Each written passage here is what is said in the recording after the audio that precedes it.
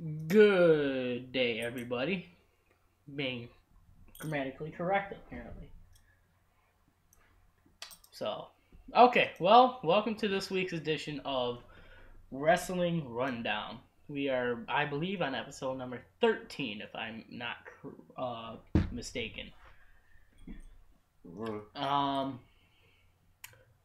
Today's show will consist of the Raw edition. We may be a couple days late on this. I apologize, but he was sick, so I had to give him a little break, and doing the show on my own, not a good idea. No, not at all. I probably have no sense of direction, at least. And the show would probably be 2 hours minimum if you pulled up every single thing you would want to. Yeah. Mm-hmm. But anyway, nonetheless, this is Wrestling Rundown, our Raw edition. We will be covering SmackDown this Saturday as well. So, don't get that mistaken. Anyway, we will start. Today we start with the little leftovers from SmackDown. The things that we learned, loved, and hated. There was a match with Kane and Damien Sandow. What did we learn from the match? And from the opening, pretty much. Edge, he still looks weird with short hair. Nobody since John Cena received the type of mixed response that Daniel Bryan has. The proper phrasing is, I am the tag team champions. And Kane is easily distracted. I don't disagree with that. He is. So, yeah, it's like, apparently we might be a little Kane Daniel Bryan kind of thing going on. You're more or less keeping me grounded and focused. Because I do get easily distracted. The things we love. Bryan bringing up Edge's love affair with Vicky Guerrero. Nice touch. Bryan and Kane are in the segment. The rules of proper grammar go out the window. When Edge went nuts and Bryan and Kane tried to calm him down, we almost spit out our drinks. And the look on Bryan's face when Edge offered him to have him join the group hug, I covered that on Friday. The astonishment over Daniel Bryan's face. Just like, oh, priceless. Damien Sandow calls SmackDown a serial. S-E-R-I-A-L, correct spelling on this one. And Sandow held his own with Kane pretty well. The things we hated from this segment. The first commercial break was very poorly placed, and the ending of the Kane and Sandow match made Kane look stupid and weak. So, that's what we learned, loved, and hated from that one. Del Rio and Booker backstage, and Natalya Neidhart versus Layla. What we learned. Well, of course, the winner of the match on Friday was Layla. Layla can win a match without even looking at her opponent, pretty much. Natalya is never going to be traded the way she deserves in the Divas division. And Eve is still trying to pull off the good girl image. We love Booker's reaction to Del Rio wanting another title shot. That was pretty funny. Just him going, hell no. And we hated the whole Divas match. Again, just more focused on commentary than anything. They need to get back to,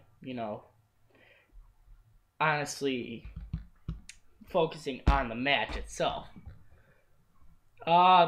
Sheamus, Orton versus Del Rio and Ziggler.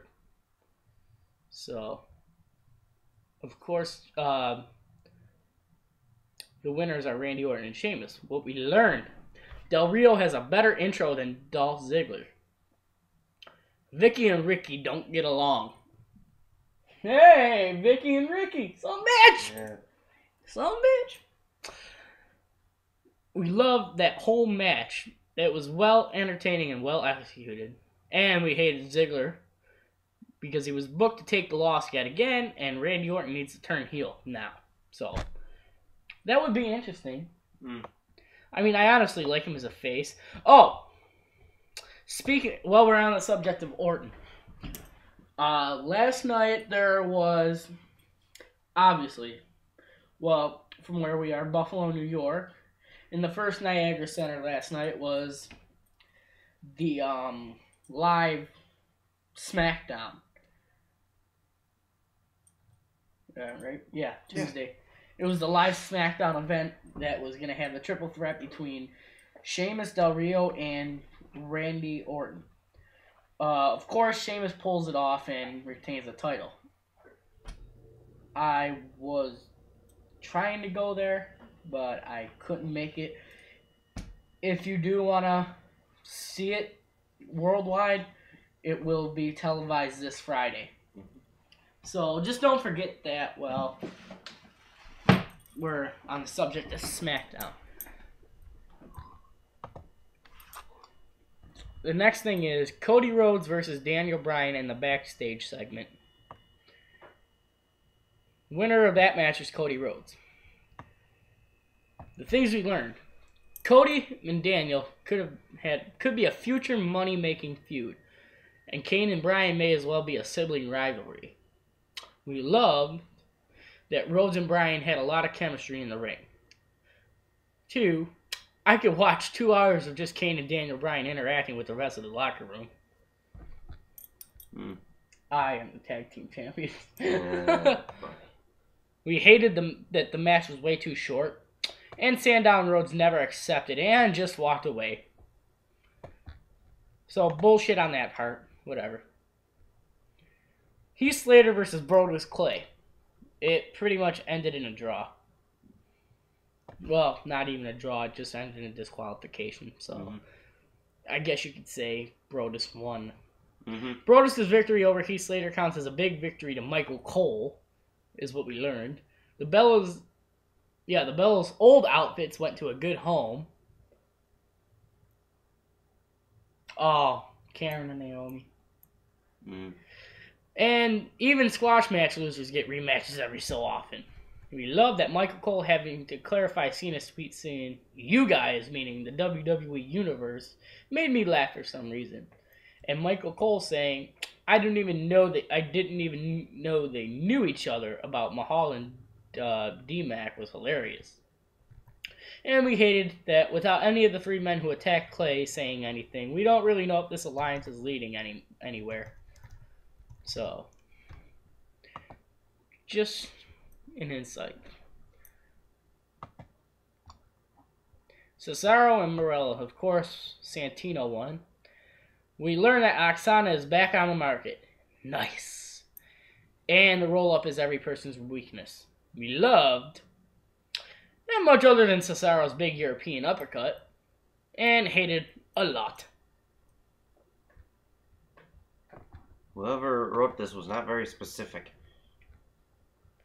No, it's just that match was bullshit anyway. True enough. Rhodes and Sandow versus Kane and Bryan, the tag team match. We learned that even Bryan and Kane can get along sometimes.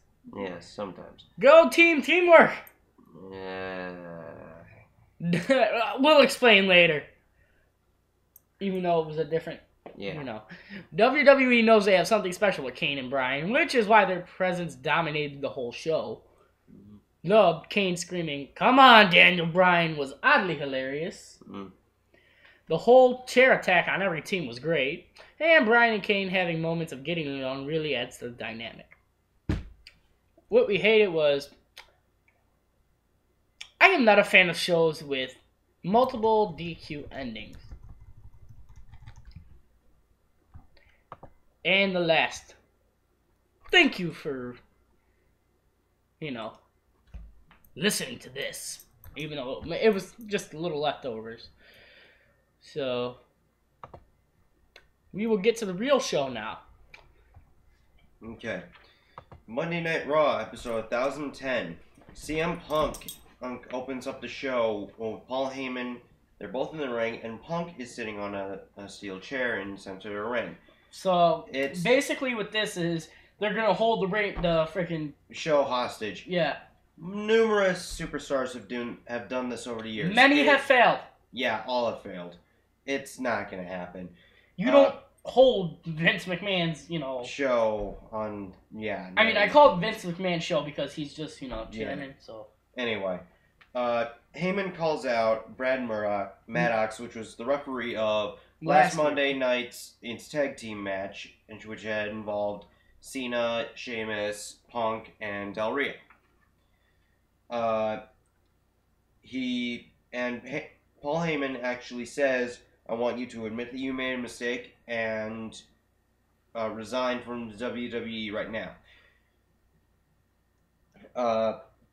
Maddox admits to his mistake, but he says that he doesn't feel that resigning is necessary. But he gets cut off by a Punk going, "I don't care or what you feel unless if it's unless if it is ashamed." Because you should be ashamed. Now, this, for just a fraction of a second, Punk started to sound like The Rock, with it doesn't matter what you think, but it doesn't... Maybe a foreshadowing, I guess. It doesn't matter what you feel or whatever, so, yeah. Another moment where Punk really doesn't have his own sense of character. He's taking from other superstars over the years. Not that I guess what I'm trying to say is, I love Punk. I mean, Punk is a good actor. He's good wrestler. He's a good entertainer. I mean, all credit to him, but when I hear superstars bitch and moan, I just automatically turn off. It becomes boring and it becomes annoying. Especially after having to hear it week after week after week. Now, Punk makes a good point, later in the show. But we'll get back to that later. So. Yes, anyway. So, he's bitching. And he calls AJ an idiot. And AJ comes out. Yes. Would you like me to take it from here? Go right ahead. I'm not stealing your fire, am I? No, just go right ahead. I mean, you can do it. Go ahead. Okay. Because I love this part. Yes. It's been one day. AJ comes out, looking good as always. I still think she looked better in the white suit. Are you kidding me? She looks better now. You're just staring at her legs because she's Shut got the shorts. up. I've got him pegged. It's a science with him. It's not a science, it's a theory. I know your tendencies like clockwork, man. Back to the show. Apparently... Oh, never mind. AJ comes out and she pulls out the old assumption line. Because, sorry to interrupt here, but okay. Paul Heyman had said, "Oh, I assume that you're here to fire Mr. Maddox here," and that's when she pulls out the AJ line. goes, "Well, you know what they say about assumptions, that they make an ass out of you and me." So, kind of a little, Yeah, but mostly just you. That's what she had said. Yeah, more or less. And apparently AJ now has it out for him. Out for CM Punk. Yeah, because CM Punk denied her marriage claim, the proposal, 2 months ago, something like that, whatever it was. Yeah, it was 2 months. And then I'm gonna let Gary take it from here because I can't even handle this part. Yeah, I bet you were hiding under your covers when you saw this. No, I was more or less going, "It's just a dream. It's just a dream." Yeah, hiding under your covers. Anyway. Armadillo, okay? Yeah. Anyway, Paul Heyman pulls CM Punk back after Punk had started like a real verbal assault on AJ. He said, I got this. He turns around and then he goes down to one knee. And he then apparently makes a proposal to AJ. He proposes to her and promises her like all the power in the world and all this other crap. And AJ pretty much slaps him across the face and leaves because it was, well, let's face it, it's Paul Heyman. It's very disgusting. So yeah. Anyway, and then and then it goes to the first match of the night, which is Kofi Kingston versus Dolph Ziggler. Now, before the match started, R-Truth is walking out with Little Jimmy. Jimmy! He's sitting Little Jimmy down on a steel step. He gives him some popcorn. He had a popcorn and a soda in his hands. All of a sudden, Vicky starts... Bitching. Not bitching. She starts making fun of R-Truth and Little Jimmy by doing all these, like, neener crap. And then Ziggler comes in after Vicky and Truth start arguing, and then Kofi comes in after a little while. Kofi kind of raises up his hands and just kind of giving up on the whole situation, causing R-Truth to splash the soda onto Vicky. Which, at the next point, the ref just kicks both of them out. Mm-hmm. Yeah, the ref kicks both Vicky and R-Truth. R-Truth and Little Jimmy just skipping up the ramp, you know. Yeah, running up the ramp, and Vicky's running after him. And screaming like a little... Now, here's what really surprised me on this one. Cole isn't sticking up for Vicky this time. Well, I've said numerous times before, he's become a full-fledged face now. So, of course, he would kind of lose interest in the heels. Oh, no, I totally agree with you, but... That, and it's Little Jimmy. It's like, he pretty much just saw Vicky picking on a little kid. Who would you... side with? Yeah, who would you side with in that situation? An old lady or a little kid that she was just tormenting? A little kid? Exactly. You don't put little kids. Pretty much. That's what she was doing. So, anyway, the match starts, and Kofi and Dolph are doing extremely well in this match. It's a very, very excellent match to start off with. I mean, this would have been an excellent mid-card match, now that I think about it. Yeah, I agree with you. You've got mail. Shut up. Anyway. Shut up. You're talking shit to an inanimate object. With You do that all the time. No, I don't. Yes, you do. Shut up. Uh-huh. Back to the show. Anyway. So, yeah, this would be an excellent mid-card match because they kept on countering their moves, and it went on for a very good amount of time, and it was very exciting to see. It's always good to see Kofi doing his high-flying stuff, but Dolph is doing very well against it. Fuck. Anyway, and during the match, it's announced that Chris Angel is a social media ambassador for tonight's show. Chris Angel, I absolutely love the guy. I mean, he's a great magician. The mind freak, he's awesome. Yeah, I know. And his first tweet was, leave little Jimmy alone. I'm like, winner. Mm-hmm.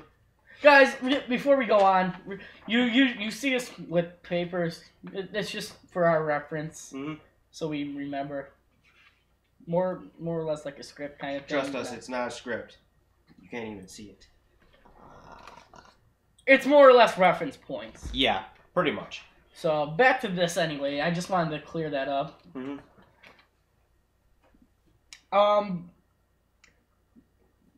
This is all you. Yeah. Pretty much, I thought we got rid of the social media ambassadors. I mean, they didn't have that. Well, they might have, but I wasn't. Well, they never announced it. Really. No, it's just. I mean, because I think they had one for like some of the more important shows, like the 1000th episode. But then they had. I think it's a new trend that they're starting to up now. They're gonna have every so often. They're gonna have a social media ambassador. Well, I think they stopped with the social media ambassadors for 2 weeks, 3 weeks due to Jerry Lawler and all that. Yeah. But anyway, Kofi, he's not being grounded, and he's dominating this match, honestly. Despite the fact that Dolph is doing by grounded, extremely well I mean on defense. By grounded, I can't talk. By grounded, I obviously mean like I don't mean grounded as in the sense of you're grounded, you're punished. Yeah. More in the sense of he's been kept on his feet. He's high flying. Yeah. All that. He's being prevented from doing this high flying stuff. But anyway, it's an exciting match. So many near falls, and after For a good amount of time, Ziggler goes in with the zigzag and wins the match. After a dull start, Raw has picked up the energy, and Dolph should realize that he doesn't need Vicky. Yeah, he really... The reason I make this point, this comes straight from me, is that look how well Dolph did without Vicky screaming and bitching the whole time. Mm-hmm. She's more or less just Distracting. A fixture, I guess you can say. Like, in his mind, I guess, but like when she's not there, apparently he's dominating, performing, excelling, honestly. Mm-hmm. Because wrestling's like the 5th best thing he does. Yeah. Little shout out there. But anyway. And then it's announced that John Cena will be live on Raw. We previously predicted this anyway. Yeah. Because Cena just can't stay away anyway. I'll let you cover it. Here, this next part. Hey! Well, the next part we have here is what I have affectionately coined Anger Management Part 5. I believe we're on, Part 5. We're probably on it's probably, Part 10 already, but, from what I remember. Dr. Shelby and Daniel Bryan are at lunch. Basically, he's going, now, I've seen you, in the wrestling, portion of your, I guess what I'm trying to get at is, how you work at wrestling, kind of, business-wise. But when you're outside of wrestling, let's see how you do here kind of thing. So they're at lunch, whatever it is, and apparently Kane is the server. Although Kane is not Kane's name. His name is Gerald. It was a role-playing exercise, so so Gerald isn't Kane's real name. It was just a name assigned to him by Dr. Shelby. Yes. And Daniel Bryan calls Kane a 7-foot freak, pretty much. Mm-hmm. And Kane starts to get pissed. And Kane goes, wait, who's Kane? I'm Gerald. Mm-hmm. Kane's just like, I don't know what you're talking about. My name is Gerald. I guess that was proper citation. And then we find out about Raw acting. This is what I was hinting at earlier with teamwork. But we get to vote on Kane and Daniel Bryan's official team name, which will be revealed later in the show. But anyway, the next part we have is Santino Marella and Zack Ryder versus the Primetime Players. I came up with a little statistic. Mm-hmm. The Primetime Players, they're 60% talk and 40% talent, honestly. The way I see it. This is just my opinion. Everybody varies. I take nothing away from them, but it seems like most of the time what they do is talk, and then they kind of just cheat their way through. How normal tag teams usually do, but that's just kind of my view. But they're dominant as always. Yep. No, It's considering that Santino and Zack aren't a real official tag team. No, honestly, no. And the Primetime Players win. The next thing we're gonna kind of both cover this. I'll just have Gary cover the first part of this, and Gary, all right, I'll do the rest on that. Okay. Raw's special guest star is Mick Foley. And he comes in, but he doesn't have his usual spirit about him. He's a bit more sober and serious than he normally would be. He's pretty much dishing out on CM Punk by saying, oh, so long ago, he was the voice for the voiceless. Now he's not the same guy anymore, and all this other stuff.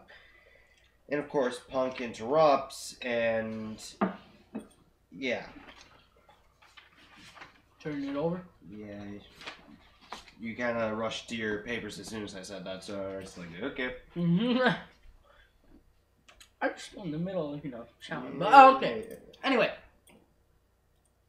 CM Punk claims he wants respect, but when he got in the ring, he just disrespected Mick Foley by giving him like a little, shoulder bump, like when he's walking through. That's disrespect to a legend. You don't disrespect a legend. And Foley, at this point, is just trying to figure out why CM Punk is aligned with Paul Heyman. Foley pretty much comes up and goes, I was in an alignment with Paul Heyman before, and it was all for him and all for his, business and nothing good for me, right? Something like that. Yeah, kind of. more or less. More or less. And it was everything that was going to benefit him. And it was only going to, benefit you a little. It's just a simple restatement. But anyway. And Punk pretty much brings up a point going, well, first of all, Heyman, I'm trying to think back. I'm not, too good at dialogues on everything. Mm. But Heyman, not Heyman, Mick Foley goes, if you wanted the respect, you can, you should give John Cena another shot at Night of Champ, or at Hell in a Cell. And Punk brings up a really good point. I mean, saying, I faced him countless number of times for the championship, and he's never won, and when he has, it hasn't been for the championship, and kind of, he's getting countless title shots without actually earning them. Now, I'm a huge Cena fan, but I kind of agree with Punk is trying to,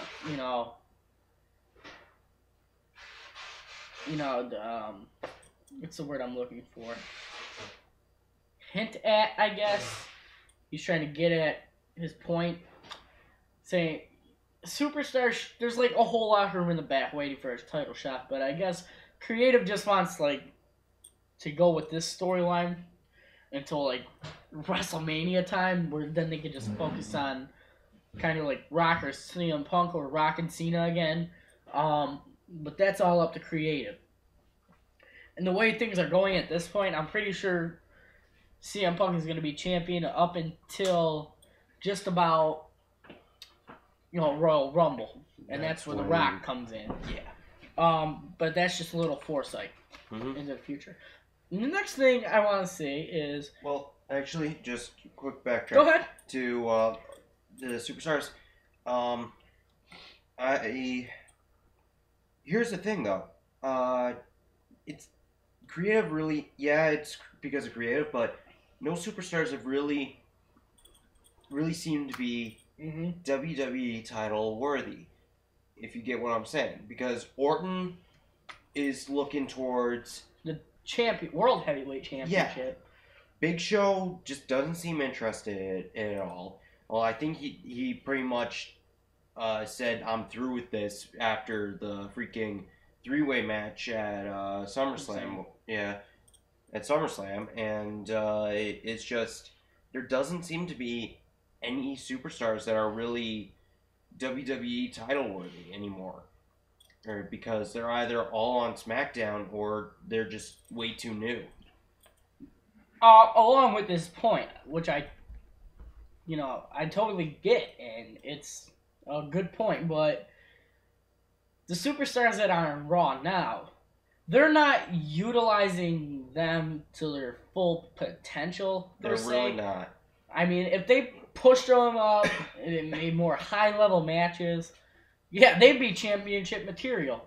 Maybe not WWE championship material, but they would be championship material. Yeah, and there are a few names on the roster that we haven't seen in a long while. Like, for example, with the attack on Brodus Clay, Drew McIntyre. We haven't seen him in action in how long?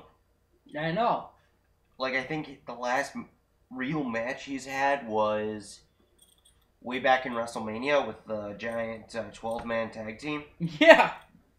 And I think that may have been his last match that we've seen. Period. So it's just... Yeah, it's just kind of stupid. Getting back to Raw. He pretty much calls Mick Foley, calls Punk a Kool-Aid drinker. I'm going to elaborate on this a little bit. A Kool-Aid drinker, in that general sense, means, you know, you're kind of just going along with other people, you're bandwagoning, you're kind of just agreeing with everything somebody's saying, more or less. Or you're buying into what they're saying, I should say. I think that clears it up a little more. Yeah. Yeah. Anyway, Foley brings up Hell in a Cell, saying what I just covered like 5 minutes ago. Mm-hmm. And pretty much he goes, do you want to be a statistic or do you want to be remembered? They're a legend. A legend. Where people are, you know, where you're relevant, you get the respect you deserve, and people, you know, kind of... Yeah, so more or less he just puts Punk in his place. Yeah, he just shut Punk up with the whole, oh, I've been champion X number of days. So it's just... People don't remember statistics. People remember moments. They don't remember dates. They remember memories. They're just like... Remember something. moments. Yeah, moments, yeah. And Punk is just, at this point, he's looking, he's thinking. So... Yeah. At this point, did they find out, or not did they find out, did something get through to Punk? But the next thing we're going to cover after this is Ryback versus Miz, and Gary can do that. Alright, this is the first big title match for Ryback. Like, this could set him on the path for the Intercontinental Championship. Just by the way. Now, the match starts, and The Miz strikes first. Of course, it doesn't really affect Ryback all that much. Miz keeps on hitting him, seems to be wearing down Ryback just a little bit, but then Ryback is Ryback. He's more or less dominant throughout the entire match, and The Miz is doing pretty well to defend himself. Partway into the match, just as Ryback was setting up for his finisher, Shell Shocked, a fan actually... Was that a fan? Yeah, that was a fan. I was trying to figure out what that was. I saw something like go. I saw Ryback just look and go, Well, it had when I watched it, I had to pause and rewind a few times just to get a good glimpse before I finally paused it right on that moment. You know, it was a fan. Now let me talk, damn it. I just want to say something real quick. Well, I didn't say what. I was about to say what happened, but then you cut me off before I could even say what happened. Well, no, it's got something to do with that. Well, just let me say what happened. Go ahead. A fan actually jumped into the ring during the match. So just as Ryback was setting up for Shell Shocked, fan came in, a referee and a security member had tackled the fan onto the mat and more or less dragged him away off the camera. So yeah, and now what you were saying? I was just sitting there, I'm like, what the hell is going on? And you just see Ryback look and go, okay, whatever. But the best thing that I would have laughed at, if that would have actually happened, was as Ryback setting up for his clothesline, the fan just comes storming in the ring as the clothesline is happening, and he gets clotheslined off his ass. Yeah, that would prove that that fan was an idiot. Oh, come on, you couldn't see me pulling that. Jumping into the way of a clothesline from Ryback. You're not that stupid. I think we proved I've done pretty stupid things in the past. Yes, but you're not that stupid. You're not about to run headfirst into Ryback's attack. Okay, if I was drunk off my ass, If you were drunk off your ass, I'm pretty sure somebody would have stopped you way before you jumped the barricade because you would have had a Fluffy moment. Trying to get up the barricade. Oh, it's Fluffy proof. Hey, guys, let's see how this works. Boom. Oh. Yeah, you won't even make it to the ring. And if I did make it to the ring, I wouldn't make it out. Yeah, no. Like, the security guards just, like, tackled the dude. They're like... Same as the referee. Yeah, the referee's just like, fuck it. Yeah, it's like, I think it was Mike Chioda, too. Yeah, you just see the Miz... Both of them just tackle them down. You just see the Miz going, okay, and then you see Ryback going, huh? Yeah. He just looks, shrugs it off, and just, boom. Yeah. But yeah, security, they handled that well. Very well. Anyway, so Ryback hits shell-shocked and wins the match. So we could see a possible title shot for him in the future. I will hand this over to you because you like this part. Anger management 5.2. Okay, chapter 5, subsection 2, I guess. Pretty much they are enjoying what they did Friday of knocking everybody out with the damn chairs and just beating the hell out of everybody. Devastating. Yes. Now, what happens is Kane's slamming on the table as they were describing how it was going on, and he was going and as Daniel Bryan was doing his yes stuff, and as they were doing that, we see Mae Young, and a waiter off screen is asking what she would want, and she goes, I'll have what they're having. I'll have exactly what they're having because it sounds like as if they're having an orgy over there. Thank you for using a PG term. Let's face it, PG gone. PG has been long gone. In this show? Yeah, well, for Raw, yes. For here, it was never PG. It was more like 14. R. Yeah. Anyway, but yeah. I mean, pretty much every week we're just gonna end up begging the WWE, get rid of PG. Turn it up to 14 at least.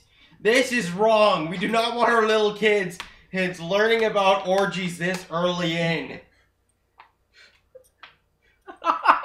Mommy, Daddy, what are they doing? You don't want to know. Oh, Billy. But it's Where the hell did you pull Billy out of? I don't know. Did you just pull Billy out of your ass? It's a generic name. Now listen here, young goat face. Oh, God. Anyway, okay. Moving on. Gary, you got this one. Okay. I'm done. Yeah, it says he tries to recover from his little giggle fit there. Anyway, we see another Wade Barrett match. Now, these are always interesting for the fact that Wade Barrett, his style of wrestling is more along the lines of, I'm going to beat the crap out of you. And I don't give a damn. More or less. So it's always interesting to see him work against the wrestlers. This time his opponent is Tyson Kidd. Kidd starts off very strong in the match, but he loses momentum quickly enough. And then that allows Barrett to be dominant, and he does his finisher move, which is the devastating elbow. Well, I think they gave it a name. I'm not quite sure. It was something like, what was it? I don't know. I have to research that real quick. Yeah. Anyway, but in the end, Wade Barrett won after he did his signature move of the elbow to the face to Kidd. Now, the next thing that happens is the live interview of Jerry the King Lawler. We'll both kind of cover that. Yes. I'll let you take the first couple. Anyway, Lawler is extremely far along in his recovery, and it's pretty much, it was described as a miracle because considering what he has gone through, he shouldn't be so far along as he is right now. I'm sorry to interrupt. Yeah, go right ahead. Wade Barrett's finishing move is now called the Souvenir. which is pretty much an arm wrench that's transitioned into a short arm forearm smash. Smash. Sorry. Let me repeat that. The souvenir. It's an arm wrench transitioned into a short arm forearm smash. So, I hope. And it's replaced Wasteland. Which is a forward fireman's carry slam, kind of. So, the souvenir. I thought that's what they were trying to say, but I couldn't quite make it out on the show. So, yeah. There's your answer, guys. Anyway. So, yeah, Lawler, as I said, was farther along in his recovery than expected. Expected. And when he just talks about what he remembers Bret Hart opening up the show, and he remembers that he had a tag team match with Orton, but he doesn't remember what happened in the match and after the match. And the next thing he remembers was waking up in the hotel, the hospital. What he goes on to explain is that, he thought he was in Aruba with his girlfriend. Yeah. I don't know her name at the moment. Yeah, I thought it was like Bria. I don't remember, but okay. Moving on. Pretty much he's thanks to WWE Universe for all the support, well wishes, and, come back soon kind of thing. Michael Cole goes, pretty much. I just want to say something about Michael Cole. The way he introduces Jerry King Lawler and, transitions him out. Yeah, I agree with Gary. Yeah, Cole's no longer the heel commentator. He is pure face. He's got full respect for everybody. And he's just... Which is nice to see. It's a welcome change. Yeah, definitely. But anyway, he asks, now the question that everybody's been, waiting to hear, when are you going to come back? And he pretty much goes, well, I'm going to leave that up to the doctors. When they give me the green light, I will take the first flight immediately back to Raw. Yeah, basically. In mid-October, beginning mid-October, they're supposed to have a show in Memphis, which is Jerry's hometown, I believe. Yeah, Memphis. So he might come back that night. Mm-hmm. So up until then, maybe JR is just going to replace him. Yeah. According to WWE.com, JR, hosts NXT. I don't usually watch that anymore because it's just like a kind of no-show thing for me anymore, if you get what I'm saying. In this interview, Jerry's voice is just very raspy. Because he had all the tubes. He had the tubes going down into his lungs for when he was on oxygen. So his voice was a bit rough, but mostly there, pretty much. Now, after that wraps up, we have a 6-man tag team match set up. Sheamus, Rey Mysterio, and Sin Cara versus Alberto Del Rio, David Otunga, and Ricardo Rodriguez. Now this is rather interesting because Ricardo is actually participating, and yeah, I thought he did, okay. Well, for a non-WWE superstar. He did okay-ish. Okay-ish. Okay, I'll give you that. Yeah, it's just... He held well in there. He got the crap beat out of him, but he held it well. Yeah, and he kind of proved the point. I love that, just before, the match was gonna happen... He, yanks off his... He yanks off his freaking thing and goes, Orale! Or, arriba! No, he goes... It pretty much, what he did was he pretty much yanked off his neck brace, which kind of proved to everybody that he wasn't really injured, but of course everybody kind of knew that from the last SmackDown a week ago or so.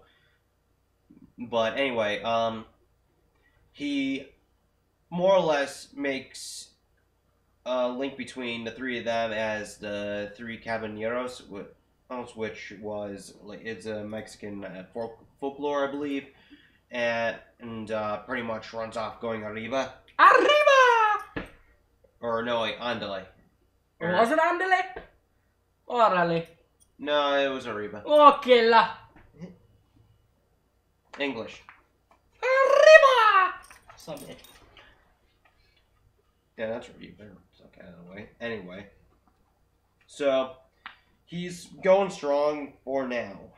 I'll let him take over from here. Okay. Sounds fun. You keep seeing me ducking out of... I know. You keep seeing me ducking out of view. It's just because, people are bothering me, but... Okay. Anyway. We're back.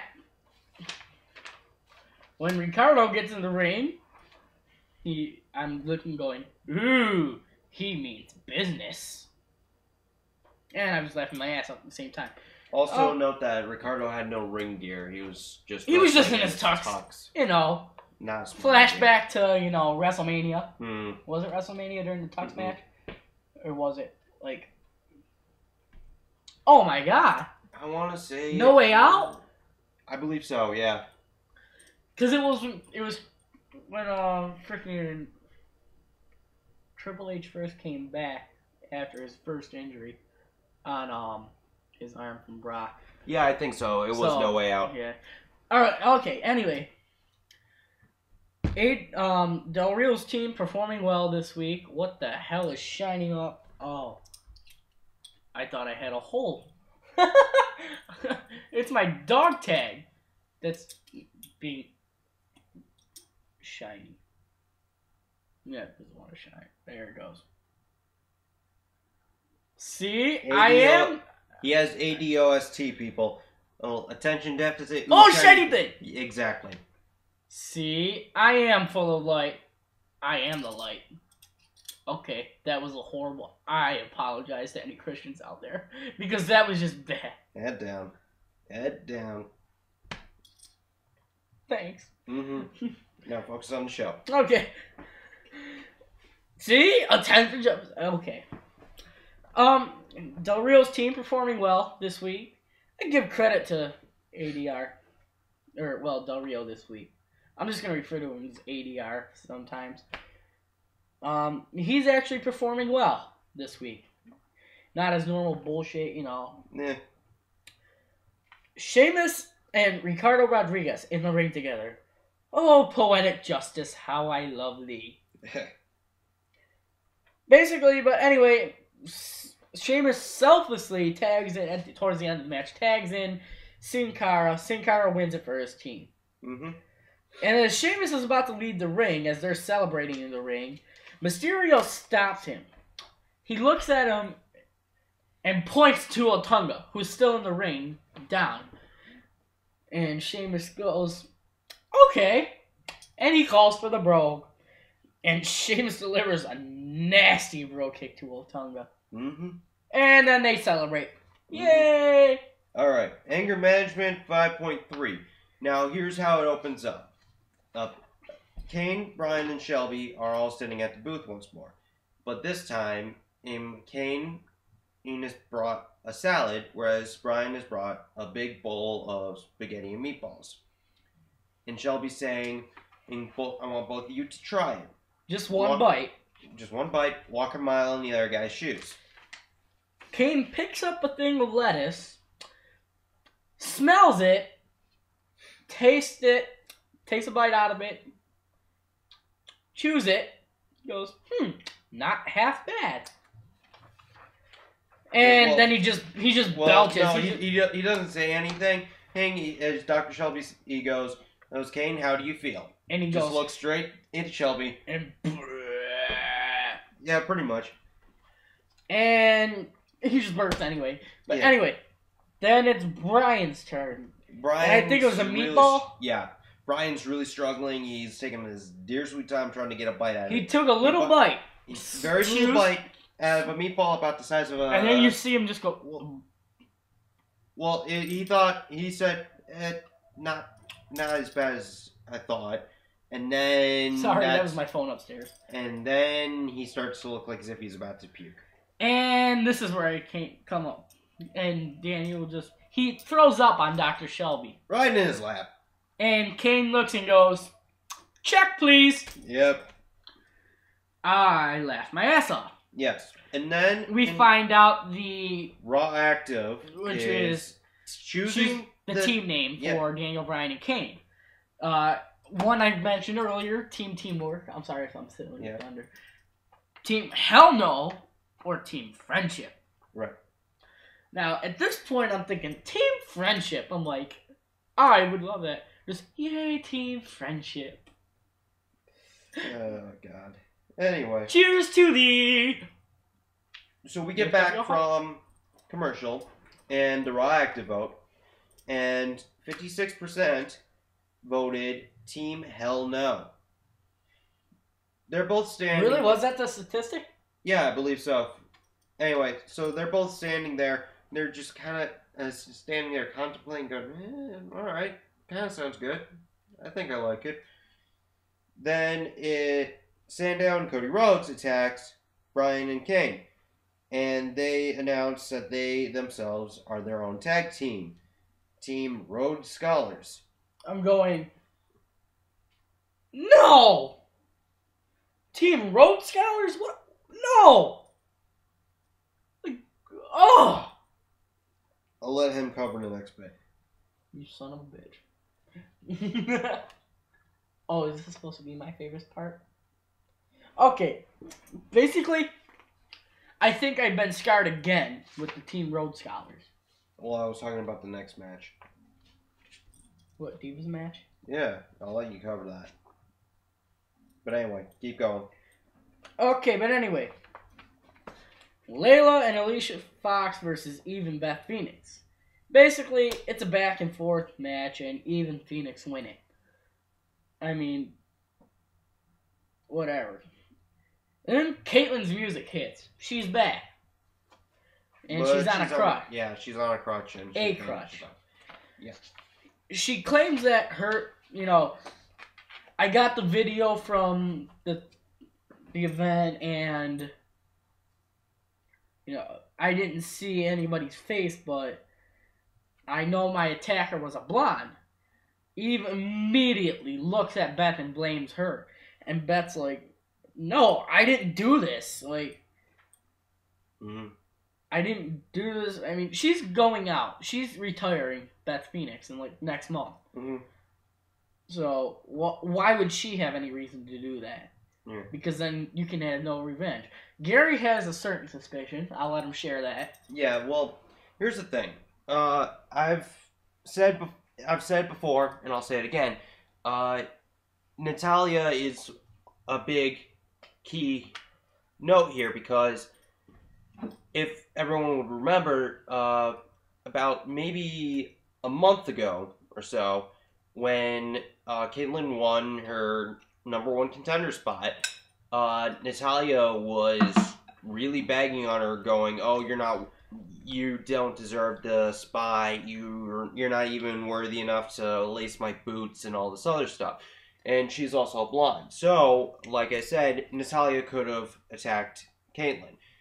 I'm not quite sure if there are any other WWE divas that are blondes. Actually, wait, there is Kelly, but she's not really active at the moment, so yeah, she's kind of out of the picture. I could see it as a great way for her to show up and once more, come back like full time, but this time be a heel. Yeah, I don't really want to see that though. She's hot, and you have to admit though, it would grab a lot of attention towards the divas. It would grab a lot of attention towards the divas division. Because they'd be going, wait, what? She's, what? And, okay, I need to see this. And it'd be that kind of reaction. So, it'd just be me going, some bitch! Oh, please, just because she's healed doesn't mean that you can't drool over her. Shut up! Let's see, how many posters have her face on it in your room? Shut up! 2. Shut up! 3. No, 2. 3 if you count... Actually, no, more than 3 if you count some of the other posters. What, that have, all the superstars on it? Yeah. Shut up! Bare minimum of 5, folks.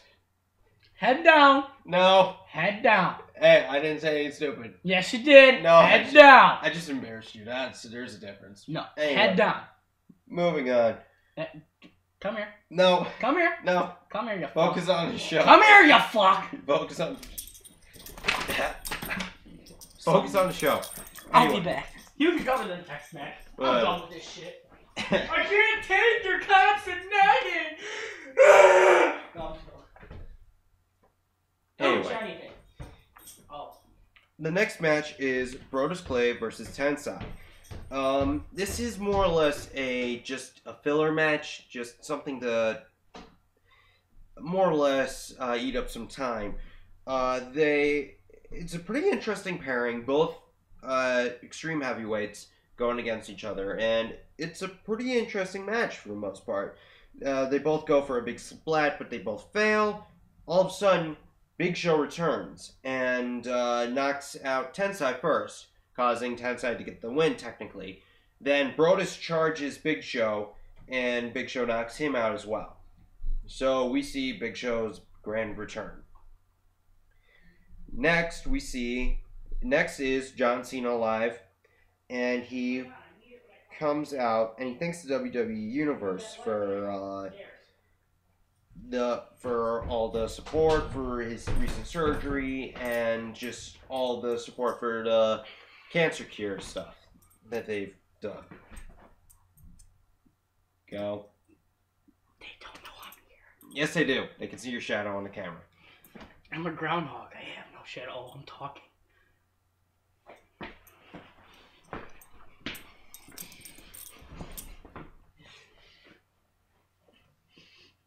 You can cover the rest of John Cena. Yeah. Some bitch. Yeah, fuck. Okay. How far are we? I covered he thanks to the WWE Universe. Okay, basically, Cena tried to keep his words PG, although we really knew he wanted to swear very badly. And he pretty much guarantees he will. It took him 2 tries to actually get his very long stream of words PG. Oh, yeah. It was amusing, but... Trust me, if it were me... Nope.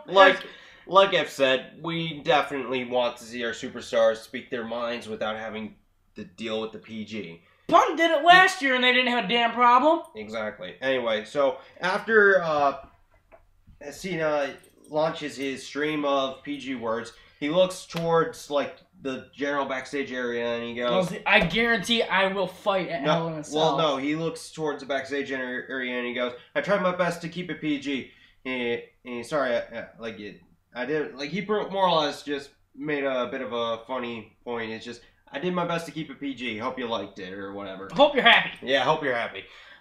He pretty much guarantees he's going to fight at Hell in a Cell. Mm-hmm. And Punk and him and interrupt him. Of course.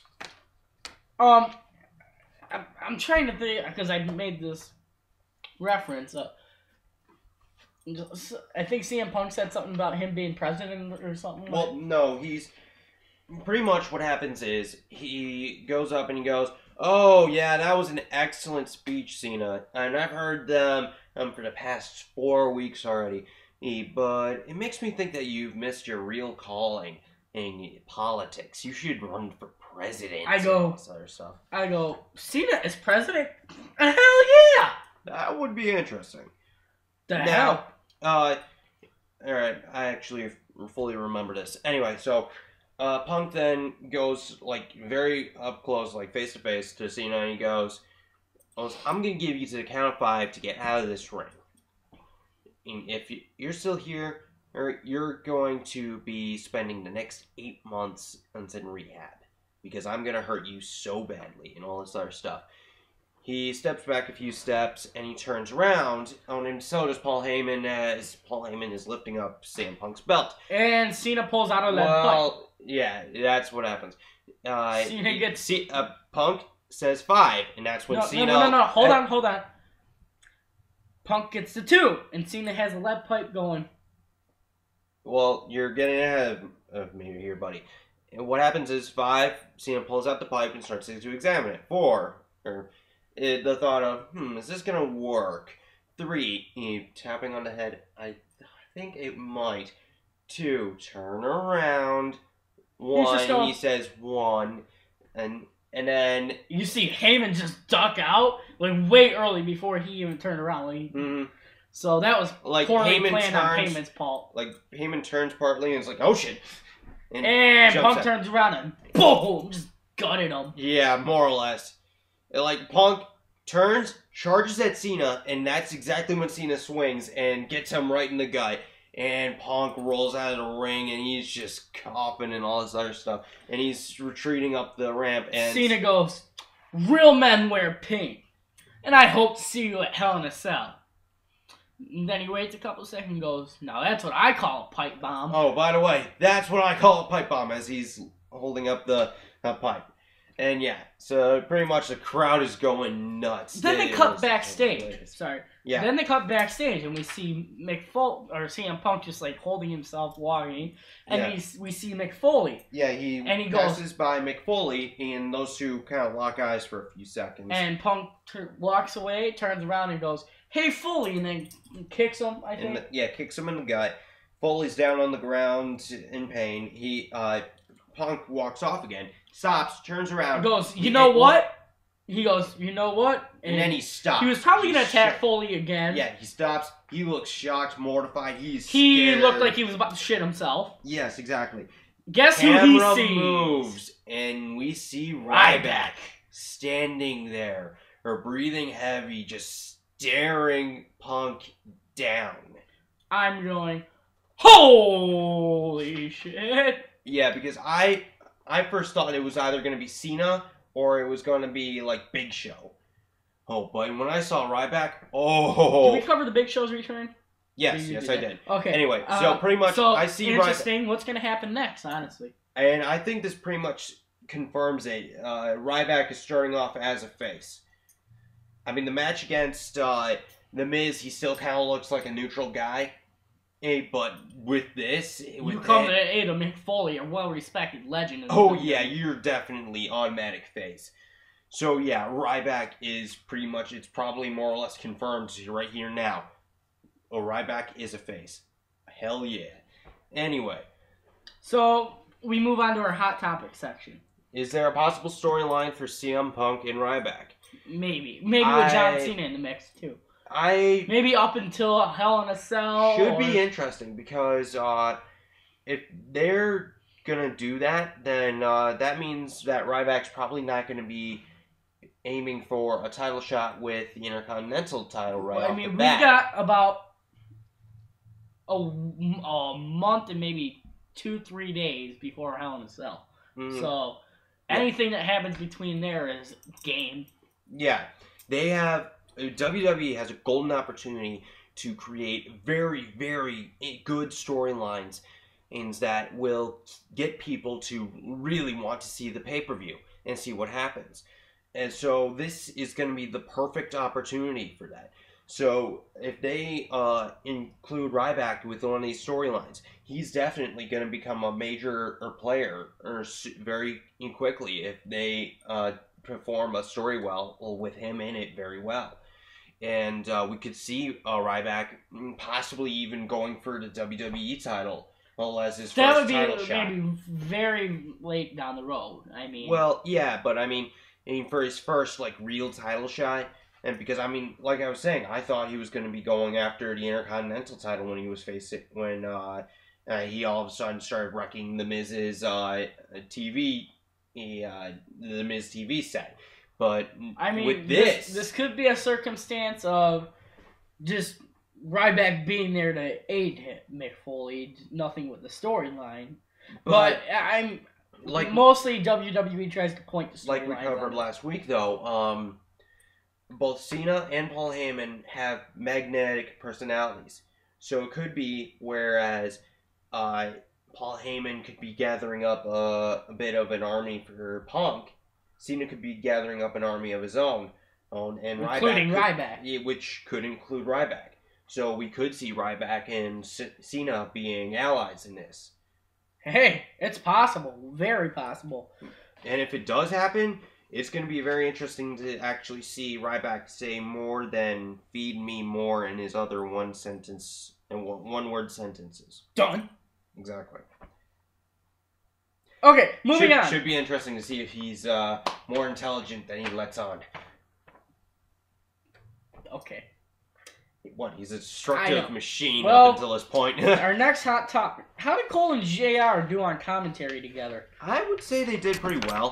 Yeah, they worked together, chemistry-wise. They mostly focused on... Yeah. Shut up. Anyway. They mostly focused on the action. Yeah, but we still need a color... we still need a colorful...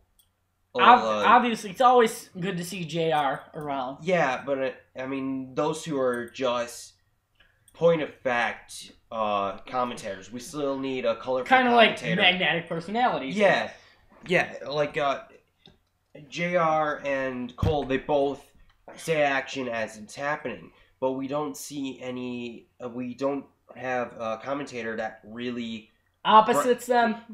That really brightens up the commentators, making it more interesting to hear what they have to say. I mean, how Jerry he did with Cole, or kind of like cheesy jokes, or kind of like JBL, who he called the action, but he cheered for the heels. Yeah, like something like that would also be very interesting as well.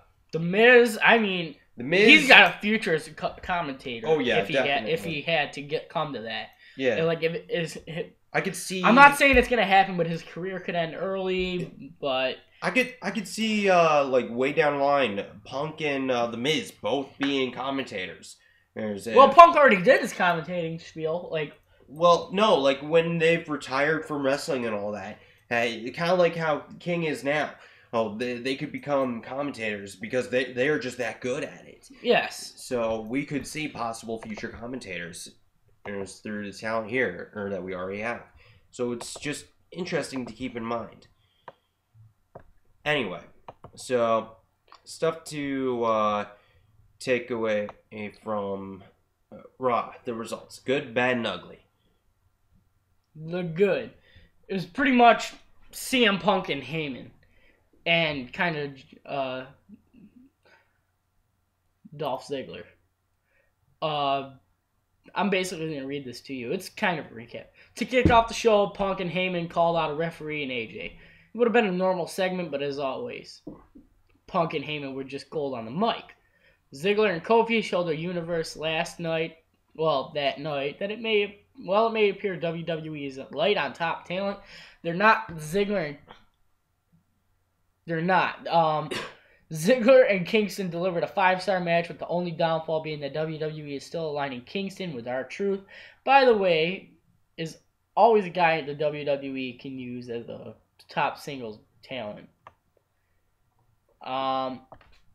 As of SmackDown, I was starting to feel like Kane and Bryan were becoming too much, but the segments on Raw were perfect and very entertaining.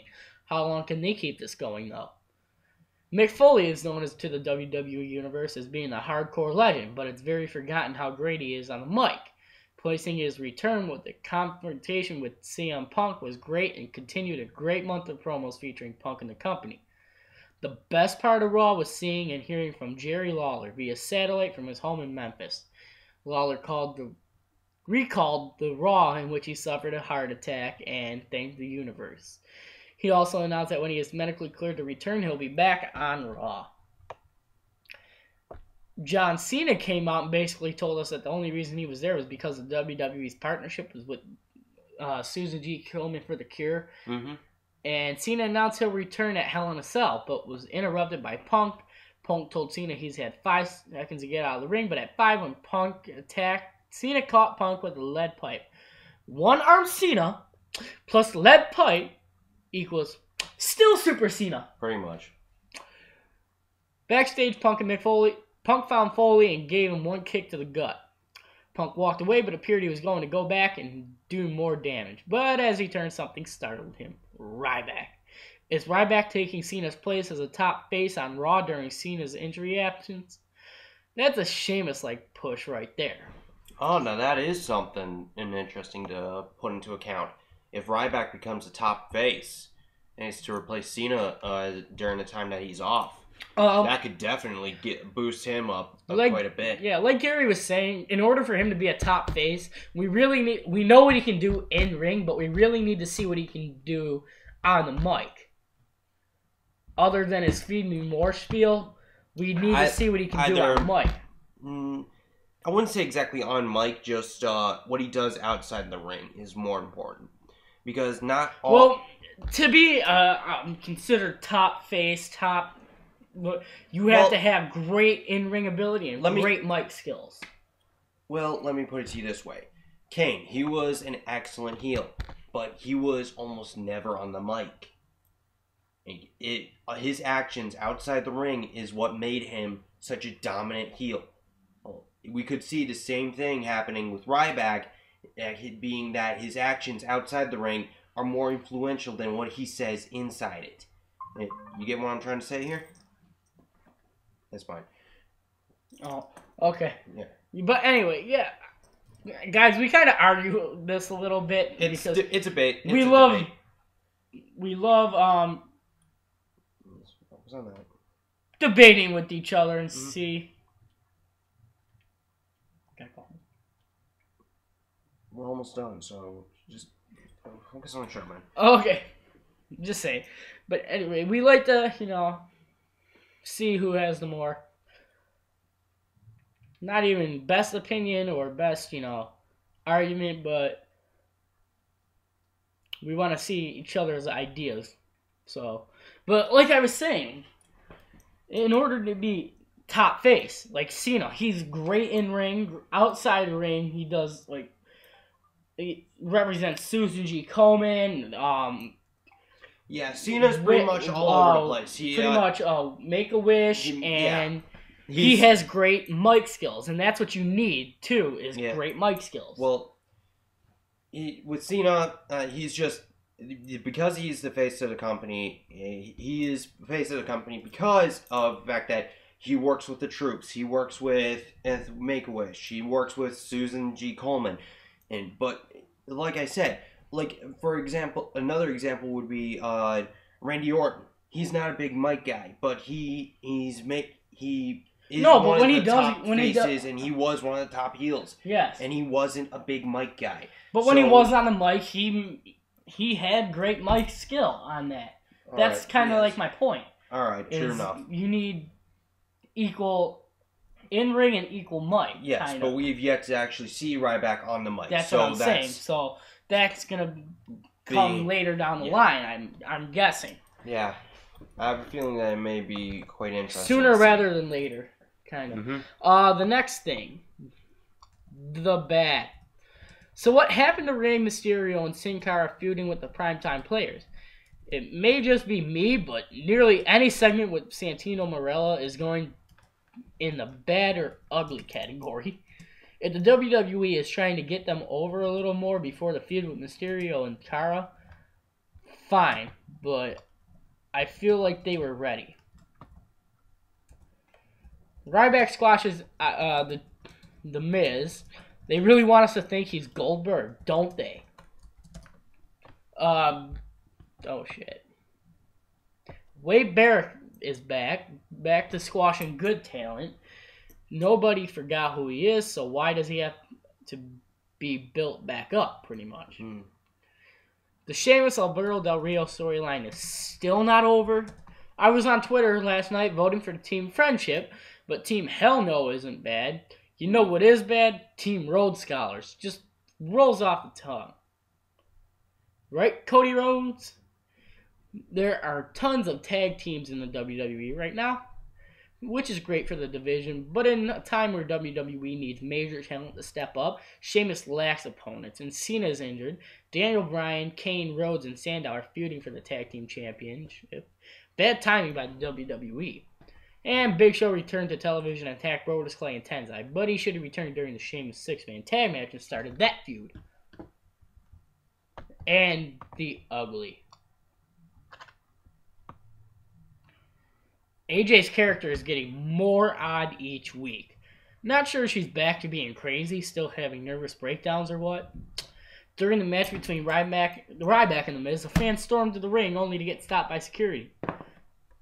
I always love how the WWE tries to pretend it didn't happen. I remember when Eddie Guerrero was in a ladder match and a fan stormed the ring and Guerrero got in a couple punches. Well, security exhorted him out of the ring. Good times. in the day and age of the IWC, it's ridiculous that WWE makes Ricardo Rodriguez pretend he doesn't know how to wrestle. It's almost as bad as the WWE trying to make us think David Otunga does know how to wrestle. Ouch. Yeah, right? Is it just me, or does Alicia Fox make a face heel turn every other week on Raw? Plus, Beth Phoenix should have been a legend in the Divas division, so I hope this isn't how they are writing her off of television.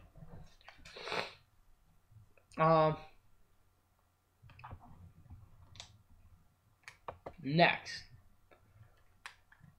Why Big Show's return was a waste. Tensai and Brodus Clay faced off on Raw. What was developing into an enjoyable television match was interrupted by the disappointing return of the Big Show. After a brief hiatus from TV, Big Show walked down to the ramp and laid out both Clay and Tensai with a WMD punch. Mm-hmm. Big Show made a decent impact in his return, but the WWE wasted a potential Big Show versus Clay feud they had been building toward. When Show was being built up as John Laurinaitis' #1 heel, he was an unstoppable force. Brodus Clay was one of the few wrestlers that stood up to Big Show and tried to stop his destruction of the various WWE wrestlers. By having Big Show nonchalantly knock out Clay in his return, they squandered any possibility of a future feud between the two. Clay and Big Show had good chemistry and a compelling story behind them. Other than that, the most disappointing thing about this was the fact that a feud with Big Show would have done wonders for Clay. Without a well-developed and compelling feud, Clay hasn't had the chance to show what he can really do. He hasn't had a chance to develop much of a character. At this rate, he may never get the chance. Big Show ruined any chance of them having a compelling feud with a single punch. I don't really agree with that. I mean, it could compel the storyline a little bit more. I mean, you come back and knock out Tensai to get to Brodus Clay. Brodus Clay goes to attack, and you knock out Brodus Clay. And, of course, Brodus is going to be looking for revenge. Yeah, but here's the thing. And it's a weak start. If they do want to do that, it's going to be a very weak and pathetic startup for that feud now because, like it said in the article, all that time and effort put into it was wasted because... of one punch. Exactly. Like, Brodus didn't even get a chance to freaking counterattack. You know how some of the other... Like, when The Rock returned, he completely blocked the WMD punch and started wailing on the Big Show. If Brodus could have done something like that, that would have made an excellent way to have both Big Show come back and have Brodus and Big Show's feud become like, okay, this is something I need to see right now. So I'm still with I hate to stop you there, but I'd love to see this feud go on. I mean, so would I. It's just I agree with them in the fact that they kind of wasted an excellent opportunity by pulling something like this. If Brodus had the chance to just fight back a bit more, but you always got to before remember the WMD. But you always got to remember. Let me finish up this article real quick. Yeah. Big Show could have knocked anyone else out in the WWE roster. There's a plethora of talent that the WWE seems to care much less about. Instead, the WWE wasted a confrontation worthy of a pay-per-view undercard match. Exactly. Yes, Clay versus Big Show could still take place. If it does, it would take some work to build Clay back up to Big Show's level. Work that I doubt the WWE is willing to put forth. If they still go back to their feud, it will likely be nothing more than a throwaway feud. Exactly. But anyway, I'm getting back to this point. For every action, there is a reaction. Mm-hmm. So by Big Show knocking out Brodus Clay, I'm still sticking with this, he's going to react naturally to this. If WWE doesn't do anything with this, they're squandering talent. Yes, and they're not using them. Exactly. Big Show, at his return right now, worthless to me. Yeah, now, well, like the article had said, This is probably effort that the WWE creative team is probably not going to put forth to rebuild Clay back up. And the only way I could see Clay instantly coming back to freaking Big Show's level is if he interferes with one of Big Show's match and just knocks him out cold. But we both know that Brodus doesn't have any moves that could do that. Brodus isn't a knockout guy. He is a squash guy.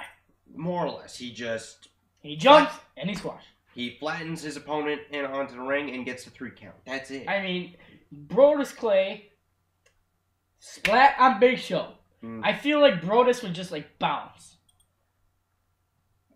I think they were both bounced, I think they were both bounced, but that's beside the point. Okay, but anyway, like I'm saying, yeah, for the littlest action, there could be a friggin' nuclear war starting. Yeah, but yes, I agree. Brodus is going to react, but just the way that they went and did this, just more or less destroyed what chances there were of having an interesting undercard match for a pay-per-view, and they more or less just chucked all their work out the window. For what reason? Okay, well, you know what? You know what they should have done, honestly, is have Brodus Clay win that match versus Tensai.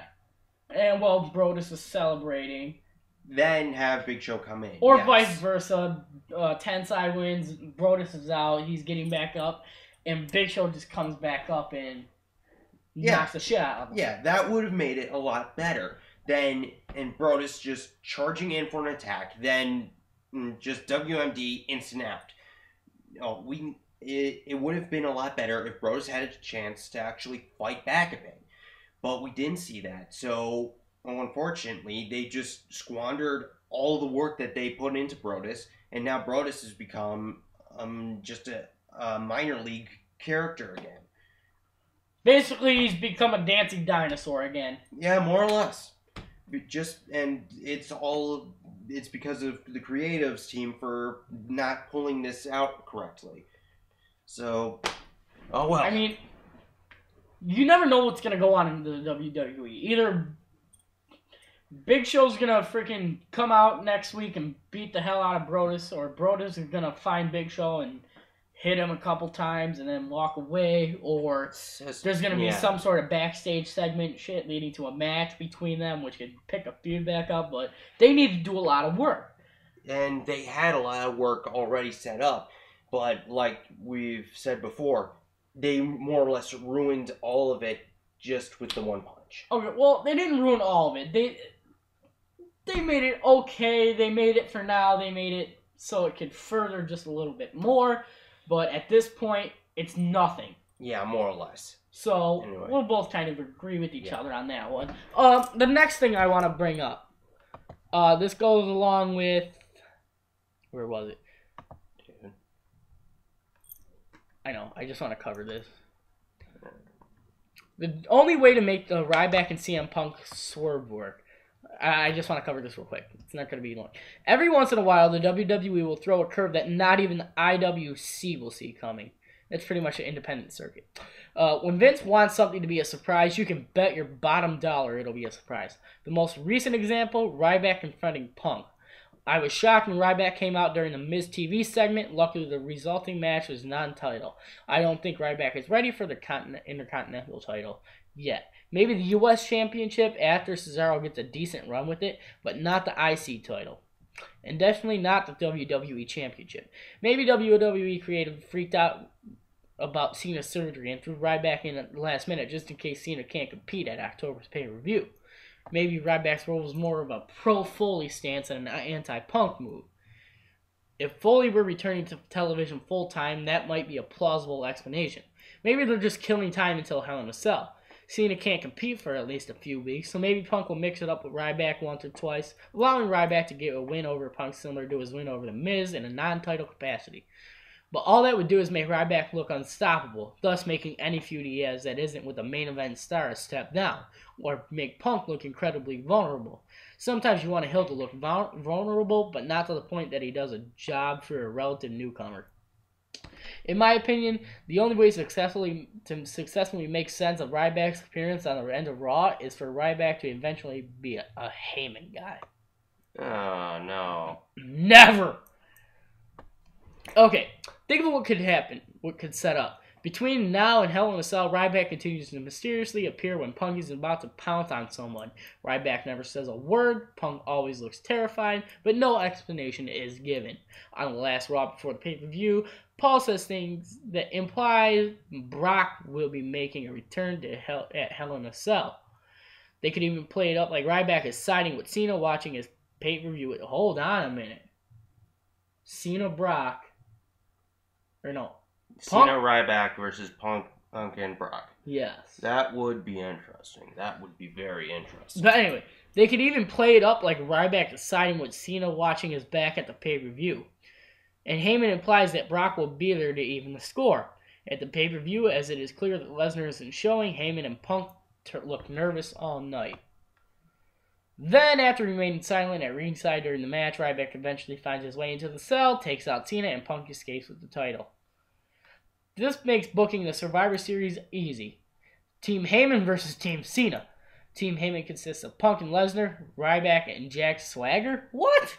That actually could happen. Swagger, as you remember, left Raw with the implication that he needs to reboot. His return could be that as a Heyman guy. Cena's teammates would include Triple H and a face pairing like Kofi and R-Truth or Mysterio and Sin Cara. Of course, The Rock could be substituted for any of Cena's teammates if he is willing to work Survivor Series. He did last year. It would be very interesting to see. But we probably won't see him till Royal Rumble. At TLC, Cena would get the tables out of his chairs, the next pay-per-view. Cena would get the opportunity to face a yet undefeated Ryback. It may take an assist from Heyman, Punk, or Swagger, but Ryback gets the win over Cena and continues the streak. Meanwhile, Punk faces someone like Mysterio or Christian, someone who can give him a solid ladder match to continue Punk's build towards the Rock at Royal Rumble. At the Royal Rumble, The Rock defeats CM Punk for the championship. In the Royal Rumble match, Cena and Ryback last until the final four, at which point they eliminate each other. Between the Rumble and the Elimination Chamber, friction begins to build between Ryback and Team Heyman. Whether it's Punk or Heyman that rubs him the wrong way, it's clear that Ryback doesn't feel he's getting the respect he deserves. Really? The respect thing? The final nail in the coffin could be something along the lines of Ryback earning a spot in the Elimination Chamber, then Heyman managing to get Ryback taken out of that spot and replaced with Punk. A decision that was made without Ryback's knowledge or approval.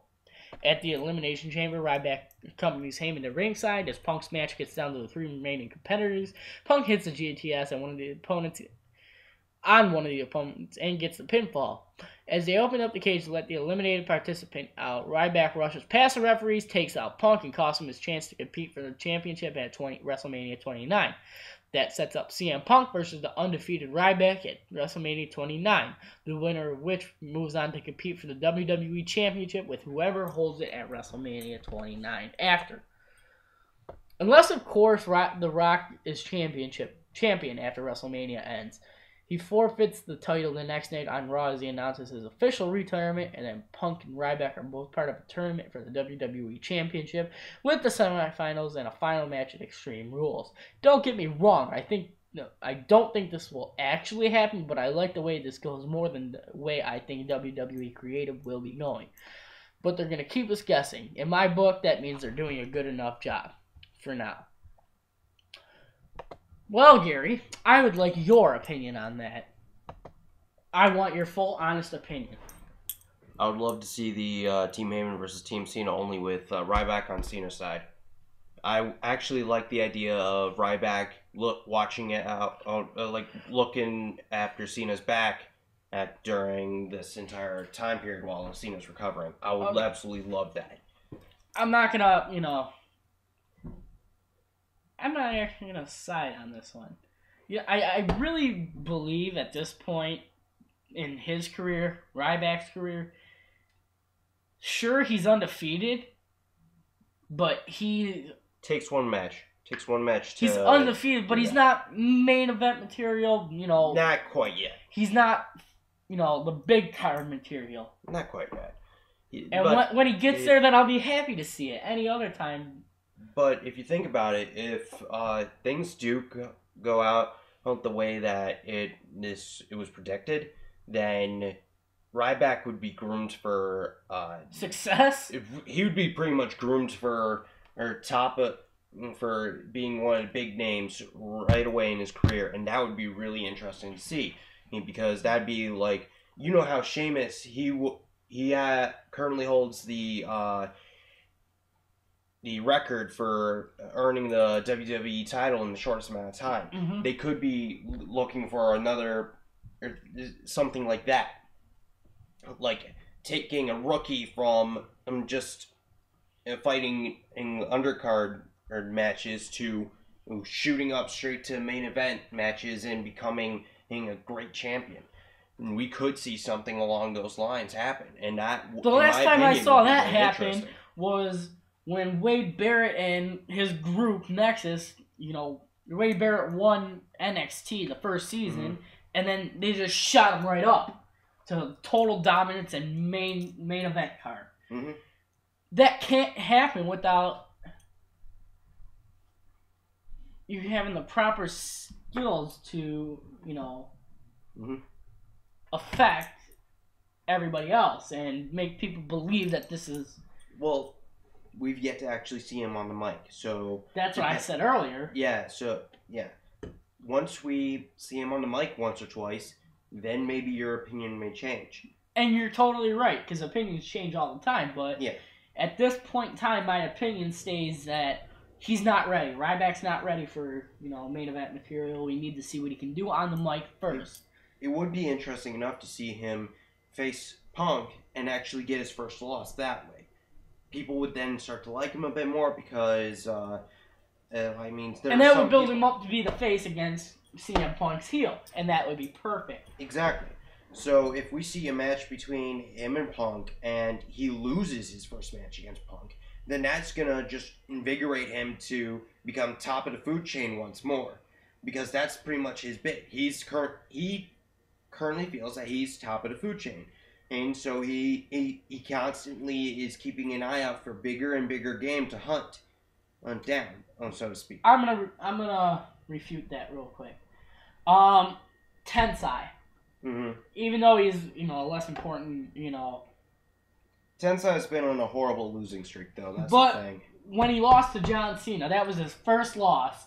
And they tried to live out that feud, but it only lasted for 2 weeks, so... Well, that's because they were wasting talent in Tensai. They really were. And they were more focused on, Tensai's just going to be a big baby and have temper tantrums and attack his worshiper or whatever.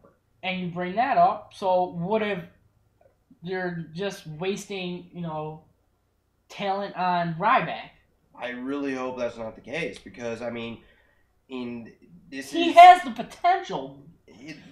Let's face it, most, if not all of the WWE superstars have the potential to become good superstars. It's just... Creative doesn't push them, or they're just not there. And they're not using the 3-hour period wisely enough. Exactly. So we could see either a very, very good way to boost up Ryback, or... But in order to do that, honestly, they'd have to... I'm sorry.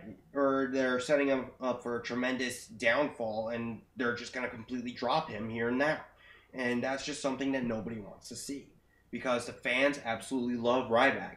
Heck, his Feed Me More bit, the fans absolutely love it. They chant along with him. Yeah, Ryback formerly skipped Sheffield when he was a part of Nexus. He had great mic work there. Well, not really, because Wade Barrett usually did all the talking. And he only said a few words. So now we see a reinvigorated Ryback. His mic skills also, another thing is, a man of few words could hold the most weight behind his words. I've been told myself that when I'm around big groups, I'm usually a person of few words, but I say things... Your actions speak louder. Well, honestly, yours do. Well, yeah, but I've been told by some other people that I'm a man of few words, but what I say really counts and really matters. This could be something that Ryback could be as well. He could be a guy of few words, but what he says really hits home and really makes sense. That's like Randy Orton. Exactly. I'm not going to refute that. That's perfectly like that. But if we see Ryback pull that, then there we go. Perfect. But Ryback can't really go for the whole innocence thing. Yeah. And I mean, he's a smart guy. Again, there's many things of which a wise man might wish to be ignorant, but Yeah. Yeah, but anyway, that's just. I get your point, but yeah, I'm just kind of trying to. Yeah, we're kind of eating away at time here, so yeah, let's finish up. Okay, we're gonna finish this one up real quick. What the WWE must do to revitalize the tag team division. Shawn Michaels, Bret Hart, and Edge are three legendary wrestlers who have two things in common. One, they're all in the Hall of Fame. Two, they got their big break in the company starting out as tag teams. Ooh. There are a lot more wrestlers who either started out in tag teams and went on to have amazing singles careers, or have worked best in tag team throughout their careers. The point is that there is a significant place in WWE for tag team wrestling. However, based on the way the division has been beaten down over the last decade, you would not know that tag team wrestling still exists. Sure, there are belts to prove that there are tag teams still around in WWE, and there are a few single stars with nothing to do have been paired together to give them something to do, but there is still a mountain of work to be done to repair the division. People who love tag team wrestling should be glad with the report from Dave Meltzer of the Wrestling Observer newsletter, which Triple H wants to focus on building, more teams. And this is from him. Triple H. Some people have worked closely with this is from the newsletter. Yeah. Some people who have worked closely with Triple H believe that when he gets more power in WWE, we will see more focus on the tag team division, putting the Divas division on the back burner even more. The key to the plan is when Triple H gets more power, as Vince McMahon is not close to relinquishing his stranglehold. Yeah, stranglehold over the company. So, how do you go about rebuilding a division that has been close to buried as you can get without actually being declared dead? Simply putting two people like Kane and Bryan or Sin Cara and Mysterio together does not signal a momentous shift in the way that the tag division works. Anyone can look at storylines to realize that those teams basically came out because the creative team didn't know what to do with them on their own. Here are the steps that must be taken to bring back the days of the Hardy Boys, Edge and Christian, the Dudley Boys, the Rockers, Legion of Doom, Hart Foundation, etc. First thing you must do is establish teams. In the world of WWE booking, two wrestlers are just thrown together for no reason whatsoever and put in a tag team title match because someone has to be fighting for those shiny gold belts.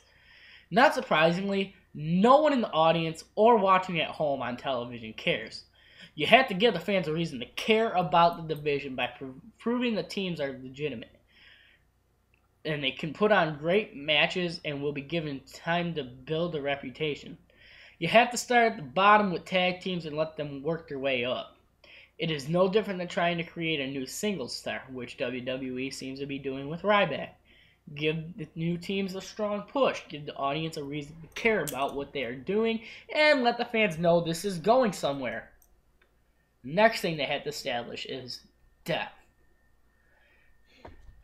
Another big problem facing the tag team division in WWE right now is that there just aren't many teams to give you a variety of feuds.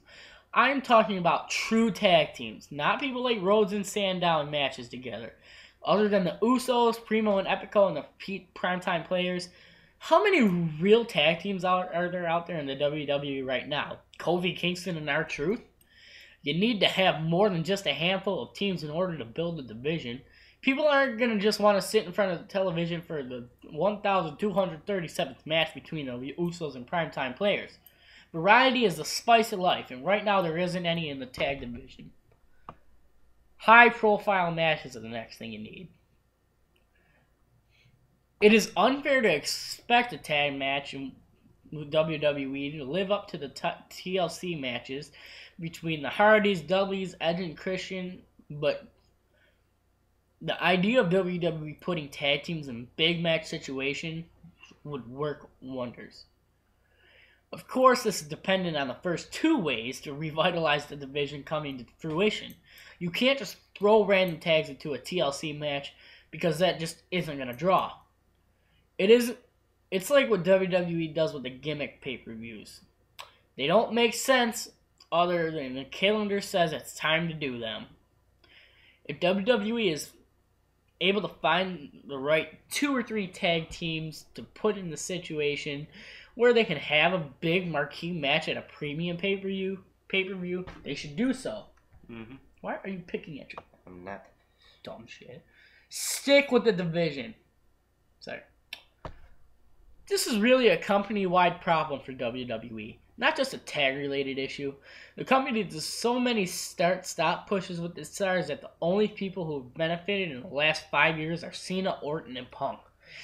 Even if WWE tries to start something with the tag team, they shouldn't just stop it because there's a poor one-week ratings trend or the reactions from the live audience aren't exactly what you want. It takes time to get fans invested in what you're doing. That goes double for a division that you have buried for so many years, no one is even aware it still exists. If you want to revitalize the division, make a conscious effort to push it. Give teams a real storyline that you are going to give a proper beginning, middle, and end. Even if it doesn't launch one or both teams into the stratosphere, which is likely because it is really hard to do, at least there's a chance that it could happen. If the tag teams aren't even being if the teams aren't even being given a chance to do it, there's no way anyone will win. When that happens, you get what WWE has run right now. Nothing. Exactly. You need a conclusion. Oh my god, this is starting to sound like a freaking thesis paper. Well, I need to get going anyway, so... You need to... Wait! Some bitch, we don't finish the show unless you're here. You can wait like 10 more minutes. Fine. Alright. It's not easy to create stars in WWE. It takes a lot of factors going in the favor of someone to really become a building block the company can build around. Tag teams are an even bigger disadvantage because you need both cogs in the machine working for it to happen. But that doesn't mean WWE should just abandon the division altogether, which is what has been happening for years. Not everything has to be built around around building towards a single run for a star. The odds of a tag team churning out another Michaels, Hart, or Edge is incredibly slim. There is a place in the WWE world for tag team wrestling. It is a great foundation for the company that is just tossed aside and like yesterday's garbage. Wrestling fans are very forgiving people. They will welcome back tag team wrestling if they are given a reason to care about it again. And the ball's in WWE's court. We just have to see if it will do anything with it. And that's it.